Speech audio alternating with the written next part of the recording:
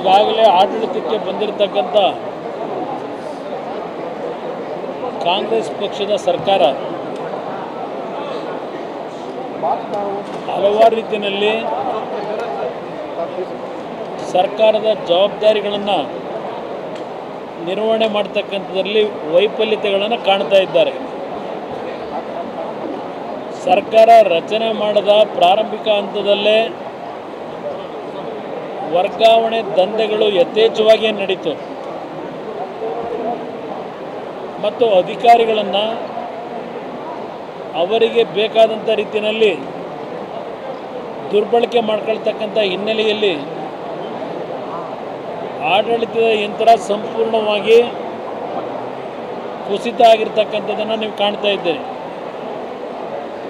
ಸಾರ್ವಜನಿಕವಾಗಿ ಹಲವಾರು ಪ್ರದೇಶಗಳಲ್ಲಿ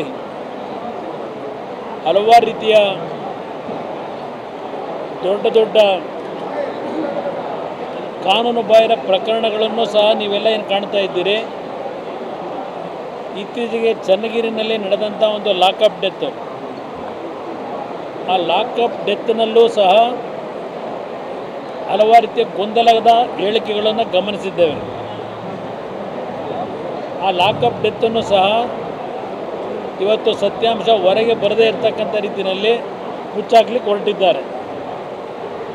ಆ ಲಾಕಪ್ ಡೆತ್ನ ಹಿನ್ನೆಲೆಯಲ್ಲಿ ಮರಣ ಹೊಂದಿರತಕ್ಕಂಥ ವ್ಯಕ್ತಿಯ ಧರ್ಮಪತ್ನಿ ಮಾಧ್ಯಮದ ಸ್ನೇಹಿತರ ಮುಂದೆ ನಮ್ಮ ಯಜಮಾನರು ಪ್ರತಿ ತಿಂಗಳು ಪೊಲೀಸ್ ಇಲಾಖೆಗೆ 4.5 ಲಕ್ಷ ರೂಪಾಯಿಗಳ ಹಫ್ತಾವನ್ನು ಕೊಡ್ತಾಯಿದ್ರು. ಮಟಗ ದಂಧೆಯಲ್ಲಿ ಅವರ ಒಂದು ಚಟುವಟಿಕೆಗಳೇನಿತ್ತು ಅದಕ್ಕೆ ಪೊಲೀಸ್ನವರ ಬೆಂಬಲಕ್ಕೆ ಪ್ರತಿ ತಿಂಗಳು 4.5 ಲಕ್ಷ ಹಣ ಕೊಡ್ತಾ ಇದ್ದೆ ಅಂತಕ್ಕಂಥದ್ದನ್ನು ನಮ್ಮ ಯಜಮಾನರು ಹೇಳ್ತಾ ಇದ್ದರು ಅಂತಕ್ಕಂಥದ್ದು. ಈ ತಿಂಗಳು ಹಣ ಕೊಡಲಿಲ್ಲ ಅಂತೇಳಿ ಇವತ್ತು ಈ ರೀತಿಯ ಒಂದು ಪ್ರಕರಣ ಆಗಿದೆ ಅಂತಕ್ಕಂಥದ್ದನ್ನು ಆ ವ್ಯಕ್ತಿಯ ಧರ್ಮಪತ್ನಿ ಹೇಳಿರ್ತಕ್ಕಂಥದ್ದನ್ನು ಗಮನಿಸಿದ್ದೀರಿ.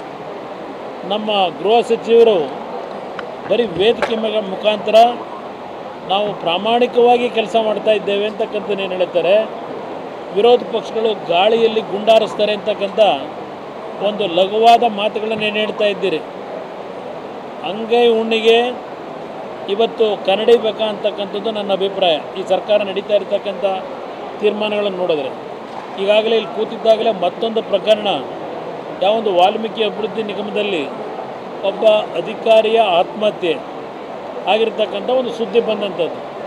ಸುಮಾರು 187 ಕೋಟಿ ರೂಪಾಯಿಗಳ ಒಂದು ಹಣವನ್ನು ದುರ್ಬಳಕೆಯಾಗಿ ಅವ್ಯವಹಾರಗಳಾಗಿ ಮಂತ್ರಿಗಳೇ ಮೌಖಿಕವಾಗಿ ಆದೇಶ ಮಾಡಿದರು ಅಂತಕ್ಕಂಥ ಒಂದು ಡೆತ್ ನೋಟಲ್ಲಿ ಏನು ಬರೆದಿಟ್ಟು ಹೋಗಿದ್ದಾರೆ.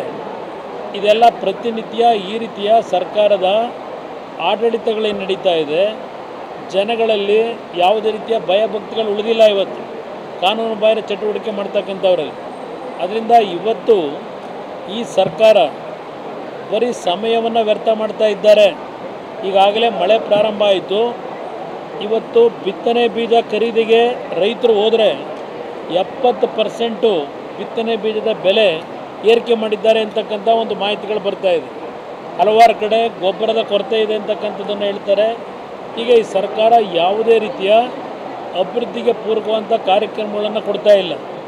ಇವತ್ತು ಸಮಯವನ್ನು ವ್ಯರ್ಥ ಮಾಡಿ ಕೇವಲ 5 ಗ್ಯಾರಂಟಿಗಳ ಬಗ್ಗೆನೇ ಇವತ್ತು ಏನು ದೊಡ್ಡ ಜಾಹೀರಾತುಗಳನ್ನು ಕೊಟ್ಟು ಹೊರಟಿದ್ದಾರೆ. ಈ ಸರ್ಕಾರದಲ್ಲಿ ಬಹುಶಃ ಈಗಿನ 1 ವರ್ಷದ ಆಡಳಿತ ರಾಜ್ಯವನ್ನು 5 ವರ್ಷ ಹಿಂದಕ್ಕೆ ತೆಗೆದುಕೊಂಡು ಹೋಗಿದೆ ಅಂತಕ್ಕಂಥದ್ದನ್ನು ನಾನು ಭಾಳ ನೋವಿನಿಂದ ಹೇಳಬೇಕಾಗಿದೆ.